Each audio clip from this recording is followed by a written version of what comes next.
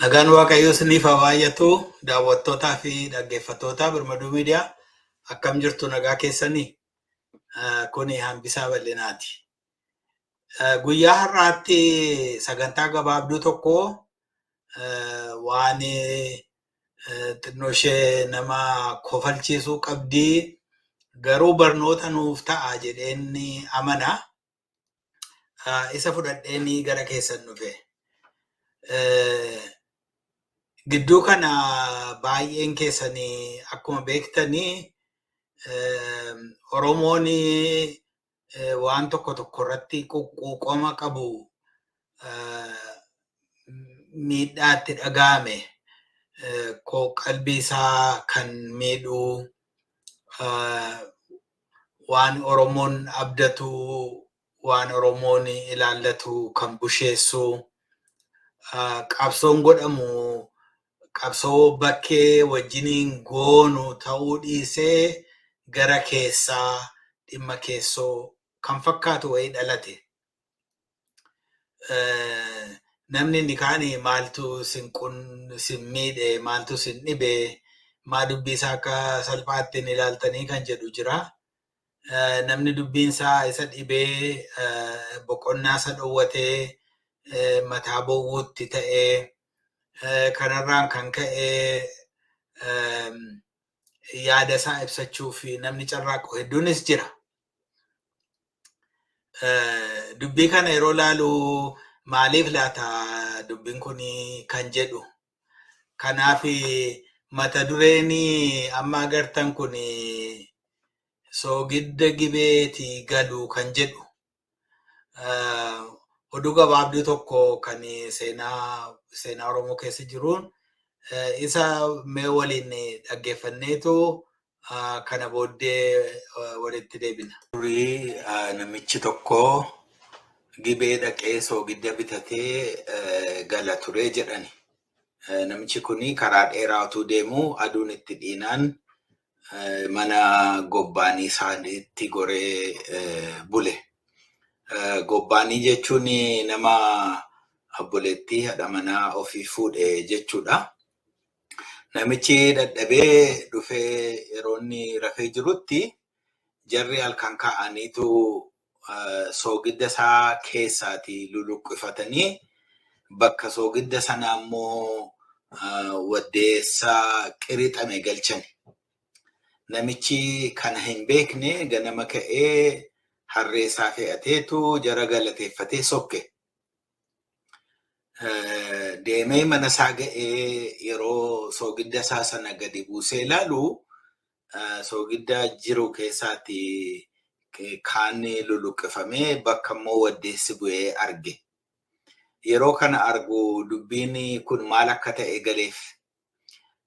Kanarraan kan ka'e namichi itti yaadeetu karaa ittiin soogidda isaa deeffatu jaldeessa qabateetu deeme. Utuu warri gobbaanii isaa kun lafa qotiisaa jiranii inni eegee mana isaanii seenee mucaa isaanii sireerra raftu fudhatee bakka mucaa immoo jaldeessa godhee gale. Jarri lafa hojii oolanii dhufanii yeroo ilaalan mucaan hin jirtu. Mucaan bakki isheen buute wal dhaalame. Garuu bakka isaa jaldeessa arganii olii gadi barbaadanii yaafachiisanii waan tokko argu yeroo dadhabanii mucaan keenya hin duute jedhaniitu du'a ga'ii ta'an. Yeroo kanatti namichi inni gobbaan isaanii kunis akka jarri du'a ga'ii ta'an dhaga'ee dhufee maraatee wawwaatee hin boo'ee yeroo kanatti sagalee isaa ol kaaseetu soogidda gibee galuu maaltu waddeessa godhee mucaa gobbaanii kootii maatu jaldeessa godhee jedhee boo'e. Namni inni dhaggeeffatu maal jedhee ol gaafate. Jennaanii inni jedhe soogidda gibee galuu maaltu waddeessa godhee mucaa gobbaanii kootii maaltu jaldeessa godhee ta'uu barani. Kanarraan kan ka'e warri soogidda isaa waddeessatti geeddare akka namichi mucaa isaanii jaldeessatti geeddare hin galee fi egaa jaarsa waammataniitu araaramanii jedhama. Hedduu galatoomaa egaa dubbiin kun waddeessaa soogiddatu waddeessatti jala geeddarame namichi. Akka aadaa Oromootti waddeessi muka ba'eessa, muka cimaadha, muka jaallatamuudha. Meeshaa adda addaatiin hojjechuuf nama gargaara. Amma garuu kan inni bakka bu'e soogidda. Soogiddi jireenya keessatti waan barbaachisaadha. Waan isa malee jiraachuun hin danda'amne keessaa tokkodha. Soogiddi kun mi'eessaadha. Midhaanii akka inni namatti mi'aayee nyaatu godha. Akkas jechuun hadhaa balleessa jechuudha. Jireenya isa namatti hadhaa'u geeddaree mi'eessaa jechuudha soogiddi karaa gar-tokko. Soogiddi jireenya namaa fi hiikaa kenna. Jireenya namaa isa malee tarii hiikaa hin qabne tokko akka inni hiikaa miidhagaa qabaatu godha. Karaa biraa soogiddi waa tokko eega preserve godha. Biyya keenyatti lafa firiijiin hin jirretti foon innaa qalame foon sana soogiddaan sukkuumaniitu kaa'u. Soogiddaan sukkuumanii yeroo fannisan fa'aa soogiddi suni akka foon suni akka faranjiin jettutti cured ta'ee akka inni preserved ta'ee utuu hin cinca'in utuu raammoo hin yaasin hin raammayin akka inni eegamu godha. Aadaa adda addaa keessatti soogiddi kun waan baay'ee iddoo baay'ee eega. Lafa horiin jabanaa kun hin dhufinitti immoo soogiddi meeshaa walirraa bitanii walitti gurguruu keessatti akka horiitti akka kaarensiitti illee dhimma ba'ama. Yeroon kanaaf jedhee soogidda akkasa kanaa barbaadu intarneetii irraallee kanan argu durii akka horiitti gargaaramaa turame jedhamee agarsiisa. Egaa amma maaltu ta'e? Namichi kuni soogidda barbaacha deeme soogidda isa mi'eessaa, isa hadhaa balleessu, isa waa iddootti eegu, isa preserve godhu, isa jireenyaa fi essential ta'e barbaachisaa ta'e tokkodha. Kanati warri firoota isaatii kuni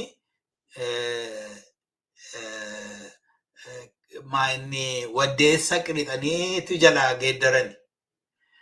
Waddeessi gaarii innaa ta'e iyyuu bakka soogiddaan ta'uu hin danda'u. Amma gaa jireenya Oromoo kana keessatti qabsoon Oromoo godhu keessatti namoonni adda addaa waan adda addaa waddeessa qiqqirixaniitu waddeessa sana bakka soogiddaan gochuu barbaadu. Nummoo lakkisaa soogiddi kun jireenya keenyaa fi baay'ee barbaachisaadha. Isa malee jiraachuu hin dandeenyu. Lafa soogiddi kun dhibetti jireenyatu nutti hadhaa'e, jiraachuu dadhabne, hin miidhamne, eenyummaa keenya dhabne, aadaa keenya dhabne, safuu keenya dhabne, amantii keenya dhabne, duudhaa keenya dhabne, biyya keenya dhabne, qabeenyaa keenya dhabne, mi'eessaa keenya dhabne, nutti hadhaa'e jireenyi. Kanaaf adaraa keessanii soogiddi kun baay'ee barbaachisaadha.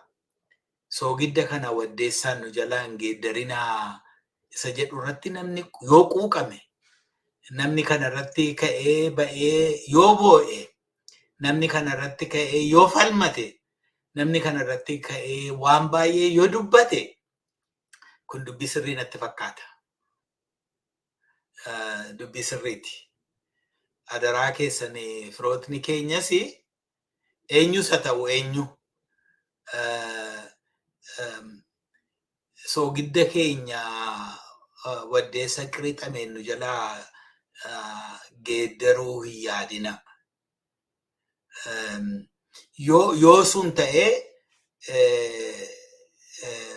soogiddi keenya jireenya barbaachisaa wanta ta'eefi hadhaa waan hambisuu fi jireenya preserve waan godhuu fi waan eeguu fi waan kunuunsuu fi raamma'uu waan hambisuu fi baduu waan hambisuu fi du'uu waan hambisuu fi soogidda kanaa fi waan barbaachise hundumaa baasnee waan kafalamuu qabu hundumaa kaffallee yeroo isaa nu jalaa tursuu dandeessu yeroo gabaabduuf nu dhuphisuu dandeessu malee hin arganna. Ofumaa lola kana gara keessaatti hin deebisinaa. Waddeessaan nu jalaa hin geeddarinaa. Isa jedhu amma ta'e nu barsiisa jedhee yaada dubbiin kun. Namichi kun gaamma dubbiitu dirqiitti ta'e. Yeroo dirqiitti ta'uti mi'eessaa koo, eegaa koo,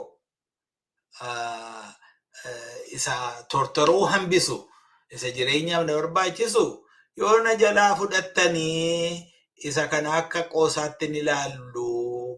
Kanaaf anis mucaa keessanii jaldeessaan geeddaraa jedhe. Jaldeessaan geeddare. Gaafa isaanii waddeessa isaanii fudhatanii soogidda isaanii deebisanii inni immoo mucaa isaanii deebiseetu jaldeessa isaa deeffate. Dubbiima jireenyaatu akka kana wanta ta'eef. Maal jedhani physics keessatti for every action there is maal jedhani same equal reaction jedhani wanti namni godhu tokko yeroo namatti darbamu namni ni kaan cal jedhee fudhachuu hin danda'u falmachuu qaba.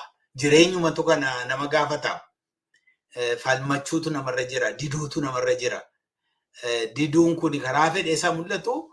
Kanaafuu yaa firoottan keenya warri bitaaf mirgaa jirtanii hundumti keessaniyyuu soogidda keenya kana waddeessaan nu jalaan geeddarinaa kan jedhudha dhaamsi koo. Ulfaadhaa fayyaa ta'a.